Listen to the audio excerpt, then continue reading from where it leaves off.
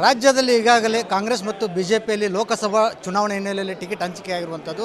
ಆದರೆ ಪಂಚಮಶಾಲಿ ಲಿಂಗಾಯತ್ ಸಮುದಾಯಕ್ಕೆ ನಿರೀಕ್ಷಿತ ಮಟ್ಟದಲ್ಲಿ ಎರಡೂ ಪಕ್ಷಗಳು ಟಿಕೆಟ್ ನೀಡಿಲ್ಲ ಅಂತೇಳಿ ಈಗಾಗಲೇ ಆಕ್ರೋಶ ಬರ್ತಿರುವಂಥದ್ದು. ಸೊ ಆ ವಿಚಾರವಾಗಿ ಏನು ಹರಿಹರ ಪಂಚಮಶಾಲಿ ಲಿಂಗಾಯತ್ ಗುರುಪೀಠದಲ್ಲಿ ಇವತ್ತು ರಾಜ್ಯದ ಪಂಚಮಶಾಲಿ ಲಿಂಗಾಯತ್ ಸಮುದಾಯದ ನಾಯಕರು ಮತ್ತು ಶ್ರೀಗಳು ಒಂದು ಸಭೆಯನ್ನು ನಡೆಸಿರುವಂಥದ್ದು. ಸೊ ಆ ವಿಚಾರವಾಗಿ ಮಾತಾಡಲಿಕ್ಕೆ ಸ್ವತಃ ಶ್ರೀಗಳು ನಮ್ಮ ಜೊತೆಗಿದ್ದಾರೆ, ಅವ್ರನ್ನ ಮಾತಾಡ್ತಾ ಹೋಗ್ತಾನೆ. ಶ್ರೀಗಳೀಗ ಆಲ್ಮೋಸ್ಟ್ ಎರಡೂ ಪಕ್ಷದಲ್ಲಿ ಟಿಕೆಟ್ ಅಂತೂ ಅಂತಿಮ ಆಗಿರುವಂಥದ್ದು.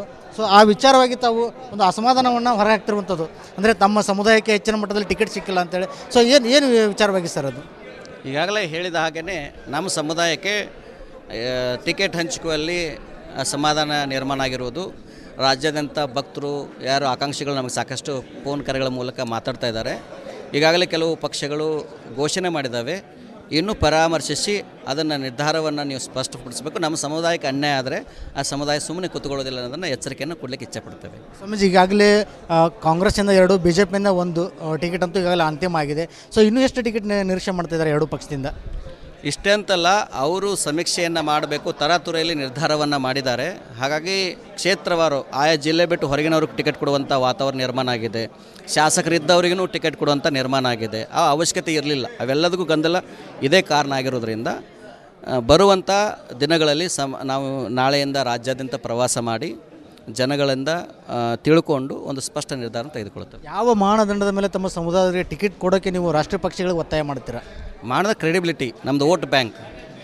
ಈಗ ಒಂದು ಸಮುದಾಯಕ್ಕೆ ಆ ಕ್ಷೇತ್ರದಲ್ಲಿ 20,000 ಓಟು ಇಲ್ಲ, ಅವ್ರಿಗೆ ಟಿಕೆಟ್ ಕೊಟ್ಟಾಗ 3 ಲಕ್ಷ ಜನಸಂಖ್ಯೆ ಇರುವಂಥ ವೋಟ್ ಬ್ಯಾಂಕ್ ನಿರ್ಲಕ್ಷ್ಯ ಮಾಡಿದಾಗ ಸಹಜವಾಗಿ ಅವರು ನೋವು ಪಡ್ತಾರೆ. ಆ ರೀತಿ ಸ್ವಾಮೀಜಿ, ಈಗ ಎರಡೂ ಪಕ್ಷಗಳಲ್ಲಿ ಟಿಕೆಟ್ಗಳನ್ನು ಇನ್ನೂ ಒಂದು ಸಮೀಕ್ಷೆ ಮತ್ತು ಸರ್ವೆ ಮಾಡಿ ಕೊಟ್ಟಿರುವಂಥದ್ದು.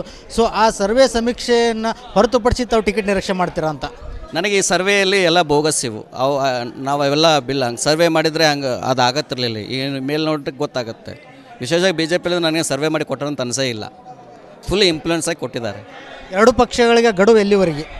ಗಡುವು ಕೊಡೋದಿಲ್ಲ. ನಾವು ರಾಜ್ಯಾದ್ಯಂತ ಇನ್ನೂ ಟೈಮ್ ಇದೆ, ಪರಾಮರ್ಶೆ ಮಾಡಿ ಟಿಕೆಟನ್ನು ಡಿಸ್ಟ್ರಿಬ್ಯೂಟ್ ಮಾಡಬೇಕು ಅಂತ ಹೇಳಿ ಇಚ್ಛೆಪಡ್ತೇವೆ.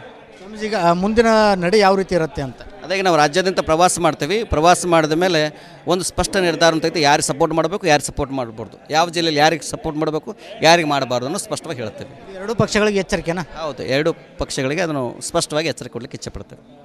ಏನು ಇದಿಷ್ಟು ಆ ಪಂಚಮಶಾಲಿ ಗುರುಪೀಠದ ಶ್ರೀಗಳ ಮಾತಾಗಿತ್ತು. ಕ್ಯಾಮ್ರಾ ಪರ್ಸನ್ ಶಿವರಾಜ್ ಜೊತೆ ವಿಠಲ್ ಕೆರವಾಡ್, ರಿಪಬ್ಲಿಕ್ ಕನ್ನಡ, ದಾವಣಗೆರೆ.